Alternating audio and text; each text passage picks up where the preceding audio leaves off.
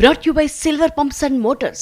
Top quality और consistent performance के लिए सिर्फ सिल्वर पंप्स नाम याद रखना। ఇవాళ కడప జిల్లా జమ్మలమడుగులో పర్యటించనున్నారు ముఖ్యమంత్రి చంద్రబాబు. అక్కడ పెన్షన్లు పంపిణీ చేయనున్నారు. గూడెం చెరువులో లబ్ధిదారులకు ఈ పెన్షన్లు అందించనున్నారు. అనంతరం గ్రామస్తులతో నిర్వహించే ప్రజా వేదిక కార్యక్రమంలో పాల్గొంటారు. పార్టీ నియోజకవర్గ కార్యకర్తలతో కూడా భేటీ కానున్నారు సీఎం. ఇవాల్టి పర్యటనలో 78 కోట్ల రూపాయలతో చేపట్టనున్న గండికోట పర్యాటక ప్రాజెక్టుకు సీఎం శంకుస్థాపన చేస్తారు. దీనికి తోడు 165 కోట్ల రూపాయల విలువైన 5 పర్యాటక ప్రాజెక్టులకు సీఎం వర్చువల్ గా శంకుస్థాపన చేస్తారు.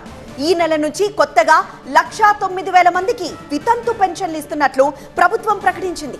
పెన్షన్ తీసుకుంటూ జీవిత భాగస్వామి మరణిస్తే వాళ్లకు స్పౌస్ కేటగిరీలో కొత్త పెన్షన్లు ఇవ్వబోతున్నారు. ఇక ఈ నెల పెన్షన్ల పంపిణీ కోసం 2,750 కోట్లను విడుదల చేసింది ప్రభుత్వం. ఉదయం 11 గంటలకు ప్రత్యేక విమానంలో కడప విమానాశ్రయానికి చేరుకుంటారు సీఎం. 12 గంటల 15 నిమిషాలకు జమ్మలమడుగు ప్రభుత్వ పాలిటెక్నిక్ కాలేజ్ హెలిప్యాడ్ దగ్గరకు చేరుకుంటారు. 12 గంటల 45 నిమిషాలకు పెన్షన్లు పంపిణీ కార్యక్రమంలో పాల్గొంటారు. గూడెం చెరువులో నిర్వహించే ప్రజావేదిక సభలో పాల్గొంటారు చంద్రబాబు. ఆ తర్వాత 2:30 గంటలకు జమ్మలమడుగు టీడీపీ నేతలతో సమావేశమవుతారు.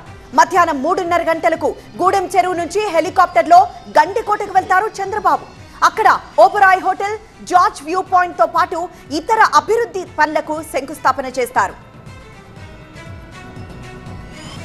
చరిత్రకరైన గండికోటకు కూడా రావడం మరి సుమారుగా 160 కోట్లు, ఇక్కడ మాత్రం 80 కోట్లతోనూ రాష్ట్ర వ్యాప్తంగా మరి టూరిజం డెవలప్మెంట్ కోసం సుమారుగా 165 కోట్ల రూపాయలతో శంకుస్థాపన కూడా మన ముఖ్యమంత్రి గారు చేయబోతున్నారు. అదే విధంగా మరి జేఎస్డబ్ల్యూ గతంలో మరి నేను ఇక్కడ పుట్టి పెరిగిన బిడ్డ, నేను రాయలసీమ బిడ్డ అని చెప్పుకున్నారు గతంలో, మీకు అందరికీ తెలుసు.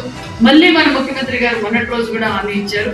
మరి జేఎస్డబ్ల్యూ కూడా ప్రత్యేక జీవో ఇవ్వడం కూడా తెలిసింది. రోడ్లు కావచ్చు, అదేవిధంగా పవర్ కావచ్చు, ఇన్ఫ్రాస్ట్రక్చర్ కూడా జీవో ఇచ్చి పనులు నిజంగా మేము కూడా పొద్దున్న ఉదయం నుంచి సార్ షెడ్యూల్ అంతా పరిశీలించాం.